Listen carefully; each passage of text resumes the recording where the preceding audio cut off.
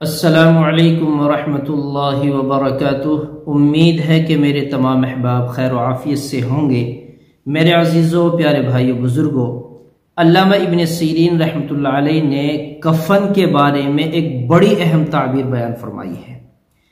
یوں فرماتے ہیں کہ اگر کسی شخص نے کفن دیکھا، مردے کا یا زندے کا کفن، مردہ یا زندہ کے لیے اس نے کفن بنایا ہے، تو اس بات کی دلیل ہے اگر وہ معلوم شخص ہے جس کو وہ جانتا ہے، اس کا رشتہ دار ہے، بھائی ہے، اس کے محلے پڑوس کا ہے، یا اس کی نالج میں ہے، اس کی جانکاری میں ہے، تو اس سے رنج پہنچنے پر دلیل ہے اگر معلوم شخص ہے۔ اور اگر کسی معلوم مردے کے لیے کفن بنایا ہے تو دلیل اس بات پر ہے کہ وہ اس مردے کے طریقے کی تلاش میں نکلے گا۔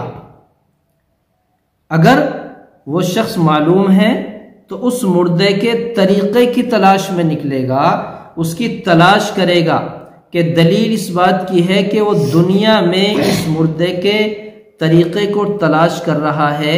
وہ مردہ اس دنیا، کیا اس نے خواب میں وہ مردہ صحیح انداز میں دیکھا تھا یا واقعتاً وہ اس دنیا سے رخصت ہو گیا ہے؟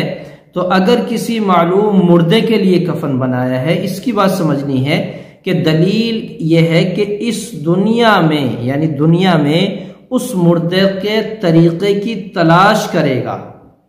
اس کا کیا مطلب ہے؟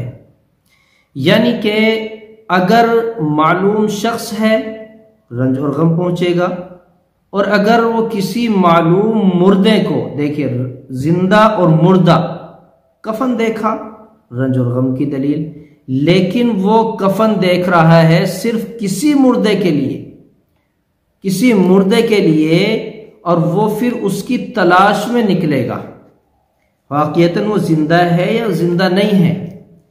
اس کی تعبیر آپ اپنے خواب کے اعتبار سے سمجھ سکتے ہیں، معلوم کر سکتے ہیں۔